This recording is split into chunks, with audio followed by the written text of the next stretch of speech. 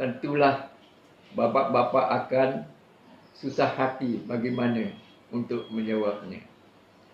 Sebenarnya tuan-tuan, dalam hadis Nabi dalam bahasa Melayunya yang dipetik daripada kitab hadisnya yang dinamakan Kasful Ghaib, mana kitab ini, hadis ini menunjukkan dengan tujuan dia nak memberitahu perkara-perkara yang kita tak tahu. Itu tuan-tuan sekalian. Dia kata barang sesiapa datang ke surau ataupun ke masjid, kepada rumah-rumah Allah di dalam majlis ilmu, dia datang saja duduk di dalam majlis itu, awal-awal Nabi memberitahu kita bahawa kita duduk di lingkungan dalam majlis ilmu diberi pahala seolah-olah kita ni bersedekah kepada ataupun memerdekakan 1000 orang merdeka. Tuan-tuan, macam mana bayangkan kita hanya datang dan duduk. Bukan saja duduk, ibu bapa sekalian, dia masuk dalam majlis, tuan-tuan nak baring ke, sukatilah tuan nak duduk ke kat sudut, nak bersandar ke kat dinding. Tapi syaratnya dalam majlis ilmu, maka tuan-tuan apabila sebut barang sesiapa saja tuan-tuan, dia akan mendapat pahala seolah-olah dia memerdekakan 1000 hamba. Ya Allah, ya Tuhan. Begitu Allah Subhanahu wa taala memberi pahala kepada kita. Dan seterusnya tuan-tuan, kalau tuan-tuan melihat, tidak kiralah siapa yang ada di hadapan tuan-tuan, merupakan dia sebagai seorang yang memberikan kuliah, tuan-tuan melihat sahaja, seolah-olah tuan, Nabi ataupun Allah memberikan pahala, seolah-olah tuan-tuan ni semua telah mempersedekahkan 1000 kuda. Bayangkan tuan-tuan hadirin sekalian, kalau kita nak beli kuda ataupun unta, berapakah kalau kita nilai seekor unta ataupun seekor kuda? Begitu tuan-tuan, nilai dan pahala serta ganjaran yang diberi oleh Allah Subhanahu wa taala. Tentu tuan-tuan nanti akan menjedari bahawa betapa kebesarnya dan rahmatnya, manfaatnya yang Tuhan beri kepada orang yang suka menghadirkan diri kepada kuliah. Satu lagi tuan-tuan, tuan-tuan apabila kembali nanti, tuan-tuan akan melihat ataupun bersalam ataupun mengucap Assalamualaikum, tuan-tuan nak meninggalkan kelas, maka tuan-tuan diberi pahala seolah-olah tuan-tuan hadirin sekalian ini menghadiri 1000 orang yang sedang sakit. Itulah tuan-tuan, hadis ini bermaksud supaya tuan-tuan hadirin sekalian rajin untuk hadir ke majlis-majlis ilmu apabila diberitahu dan apabila ada diadakan majlis-majlis ilmu.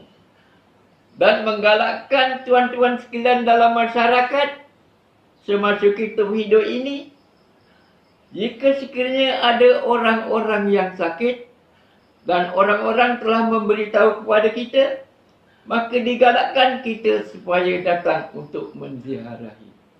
Selain daripada itu tuan-tuan,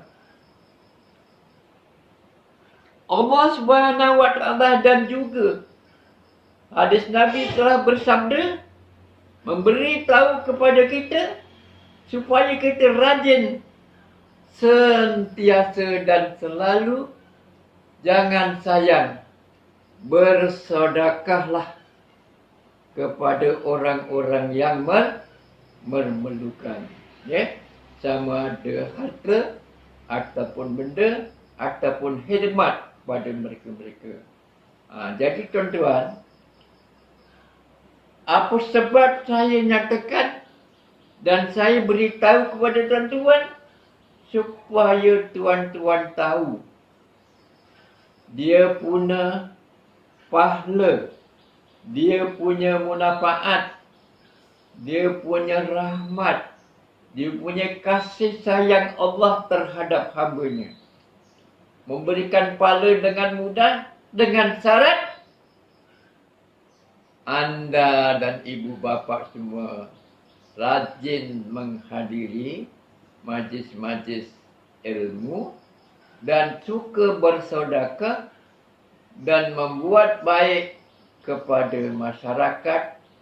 Ambil tahu tentang masyarakat, ada anak-anak buah kita yang sedang diberi ganjaran oleh Allah Subhanahu wa taala, yaitu sakit.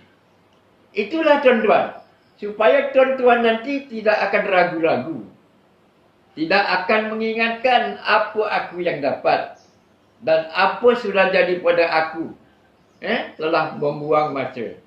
Itulah tuan-tuan sebab saya perlu untuk menyatakan tuan-tuan. Dan sekarang tuan-tuan hadirin sekalian, barulah saya nak masuk kita punya tajuk kuliah kita pada malam ini, ialah orang-orang yang mukmin, ya, dan balasan Allah di akhirat kelak.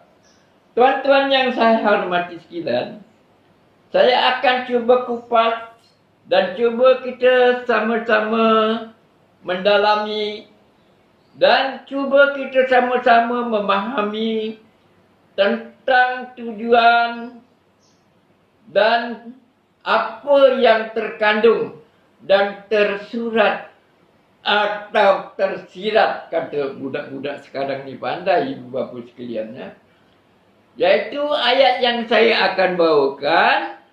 Ayat ini ialah di surat Taubah, dalam Quran, di surat Taubah, di dalam juzuk yang ke-10, tuan-tuan.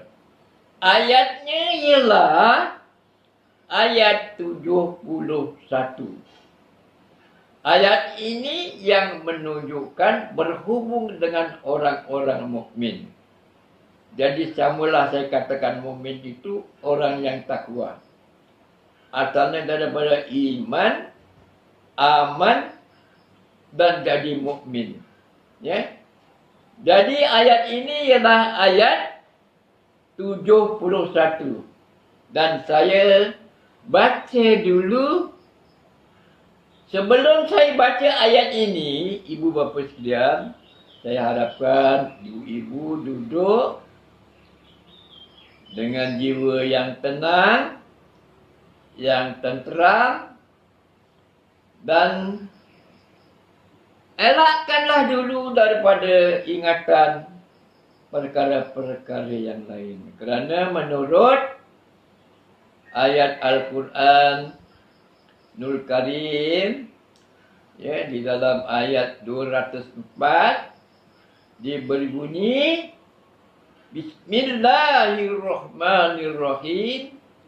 Wa idza quri'al Qur'anu fastami'u lahu wa ansitu la'allakum turhamun. Dan apabila Quran dibaca, diharapkan ibu-ibu dan bapa-bapa hadirin sekalian duduk dengan tenang, dengan hati yang tenteram, elakkan perkara-perkara apa yang berlaku yang menggoda kita.